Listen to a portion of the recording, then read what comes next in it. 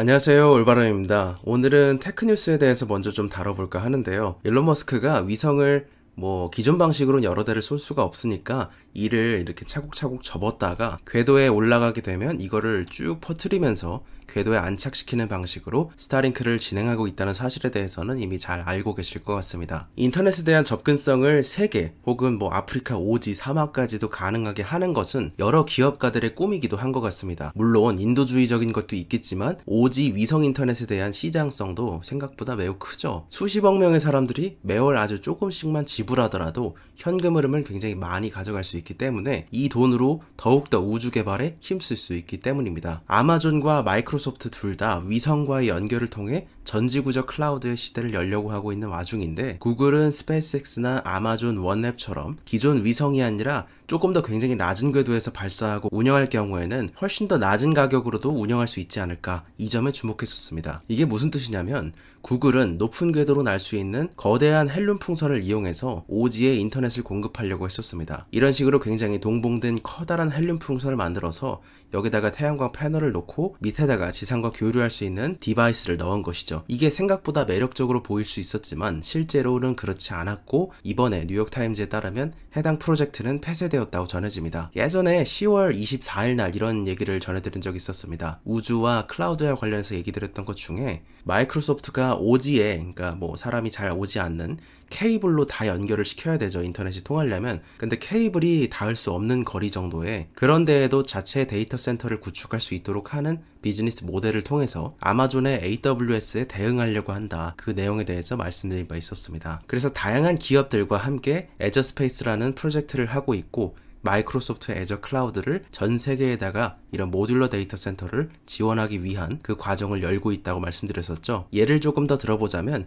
이런 식으로 지상에서는 MDC 모듈러 데이터 센터를 통해서 트럭으로도 그렇고 언제 어디서든, 예를 들어서 전쟁을 할 때도 이거를 트럭의 뒷칸에다 싣고 야지에서 사용할 수도 있고, 그리고 사막 한가운데서도 MDC를 통해서 위성 인터넷으로도 클라우드를 쓸 수 있고, 인터넷 연결 없이도 폐쇄된 클라우드를 쓸 수도 있다. 이게 이제 해저 데이터 센터로도 만들 수 있도록 하기 위해 프로젝트 나틱 같은 걸 통해서 최대한 많은 사람들이 클라우드의 경험을 공유하도록 하는 것에 초점을 맞추고 있다고 말씀드렸습니다. 반면 아마존 같은 경우는 마이크로소프트와는 조금 방향이 다르죠. 초거대 기업 중에 하나인 아마존이 프로젝트 카이퍼를 실시함에 따라 우주 인터넷, 위성 인터넷으로 경쟁자로서 나가고 있는 상태입니다. 최근에는 소비자용 위성 터미널 안테나를 공개하면서 프로젝트 카이퍼에 대해서 본격적으로 시작할 것을 암시하고 있죠. 그래서 현재는 스페이스X의 스타링크와 아마존의 카이퍼와 그리고 원웹이 실시하는 것이 있습니다. 원웹이라는 기업은 보면 아까 이 저궤도에 있어서 대표적인 사업자가 원웹이 있다, 이렇게 말씀드렸었죠. 얘네 같은 경우에는 어떤 식이냐면 영국 기업이었는데 최근에 영국 정부가 많은 지분을 들고 인수를 했습니다. 운영 같은 경우는 인도의 대형 통신기업인 바르트 글로벌이 하게 되었고요. 그리고 아크인베스트는 최근에 무엇을 샀는가에 대해서 다시 한번 보게 되면, 이거는 이제 주로 비중상 무엇을 많이 담았는가입니다. 이번에 가장 많이 담은 거는 페카입니다. 이 페카 같은 거는 세계적인 트럭 제조사인데, 원래는 트럭 제조사라서 큰 관심이 없었던 기업이죠. 그런데 최근에 블룸버그에서 보고한 것처럼 자율주행 트럭에 관련해서 오로라, 여기와 연구 협력을 맺은 사례가 알려지면서 최근에 좀 많이 주가가 올라가고 있는 상태를 보이고 있습니다. 아무래도 페카는 성격이 트럭 물류가 많이 늘어나는 수혜도 보게 되면서 하드웨어 기업이긴 합니다만 오로라와 엮이면서 주목을 끌고 있는 시기라고 볼 수 있겠죠. 아크인베스트도 대략 뉴스가 나오고 나서부터 담기 시작했습니다. 그리고 홍콩의 기술, 홍콩 중국 페이먼트 플랫폼을 사게 됐고, 3위로는 크리스퍼 기술을 활용한 바이오 기업인 빔 테라피스틱스가 3위, 차량의 전장화 시대의 위탁 생산의 강자로서 떠오르려고 하는 마그나가 4위, 디자이너나 아니면 그래픽을 다루시는 분들은 좋은 이미지를 많이 찾으러 가는 이미지 기반의 SNS인 핀터레스트가 5위, 면역 항암제 기업인 인사이트가 6위, 중국 2위의 이커머스 기업이자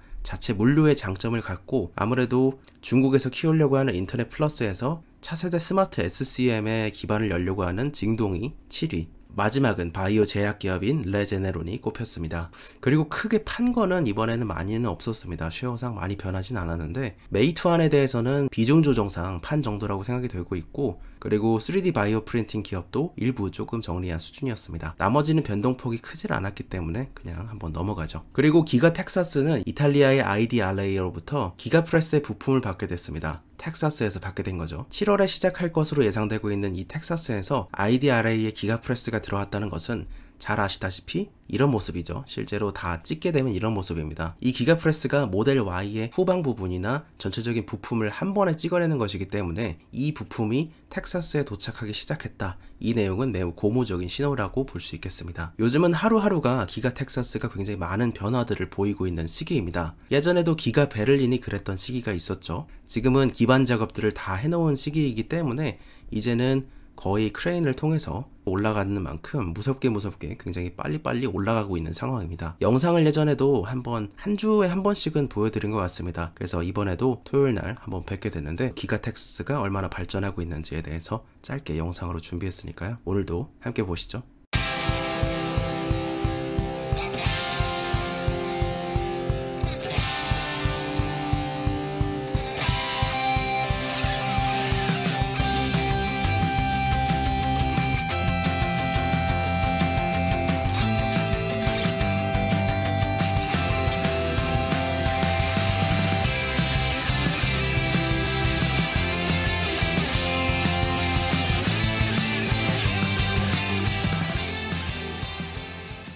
그리고 프리먼트에서 기가프레스가 어떻게 운영되고 있는지에 대해서 드론 영상이 하나 나왔습니다. 이거는 대략 30초 분량으로 짧게 한 2배속으로 줄였으니까요. 정교하게 찍혀서 나오는 모습들이 인상적입니다. 그리고 2배속이라는 건 기가 텍사스 영상은 6배속입니다. 참고로. 그래서 정교하게 이게 찍혀서 나오는 모습들이 굉장히 인상적이었고, 테슬라는 아무래도 혹시는 이런 굉장히 혁신적인 기술들을 통해서 더 앞서가기 위해 제조 엔지니어링 개선에 굉장히 많은 중점을 두고 있고, 전기차 분야에서는 그래서 1위로 가볍게 올라설 수 있었습니다. 굉장히 과감한 시도라고도 볼 수 있는 장면인데, 이에 대해서 한번 어떻게 되고 있는지 함께 보시죠.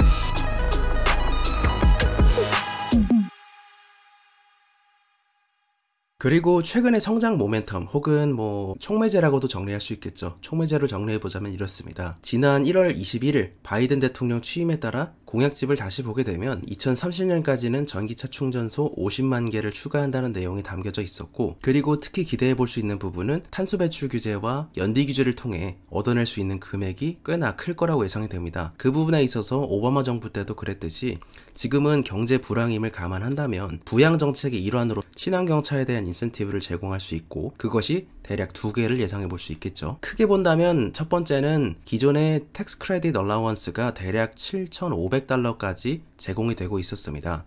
이것은 아우디 이트론이나 BMW i3나 이런 데는 이런 걸 받을 수 있었는데, 이거는 말씀드렸듯이 해당 크레딧은 20만 대 이상 판매하기 시작하면 이 할당치를 못 받게 됩니다. 때문에 이 얼라원스가 만약에 확장된다면 테슬라나 GM이 수혜를 볼 수도 있다고 정리해 볼 수 있겠죠. 왜냐하면 이전에 말씀드렸듯이 테슬라는 2018년 7월에 이 얼라원스를 다 찾고, 그리고 GM도 4분기에 이 얼라원스가 다 찾기 때문입니다. 그래서 못 받고 있었습니다. 그리고 조금 더 기대해 볼 수 있는 건 부양 정책의 일환 중에 두 번째로서는 오바마 정부 당시에 있었던 캐시 포 클렁크스, 이거 같은 경우는 원래는 연비가 안 좋은 차를, 그런 차를 가져오면 그거를 연비가 좋은 차로 바꿀 때, 연비가 좋은 차로 바꿔줄 때 그거를 보조금을 주는 형식으로 캐시를 주는 그런 상태였습니다. 그런데 이것을 바이든 정부로 넘어오면서 기존의 연비 향상 목표가 아니라 전기차 전환 목표로 적용함에 따라 상태가 별로인 차를 전기차로 바꿀 때 보조금을 주는 형태로 전환할 것으로 예상할 수 있습니다. 그 외에는 관용차 300만 대를 모두 전기차로 바꾸겠다는 그런 공약도 포함되어 있었죠. 그리고 1월 27일 4분기 실적이 다음 주에 공개될 예정입니다. 테슬라의 에너지 사업부가 영업이익상 흑자로 전환할 것이 예상되고 있는 상태이고, 특히 테슬라의 인버터까지 출시됨에 따라 인버터 영역까지 내재화함으로써 테슬라의 에너지 사업부의 핵심 공장인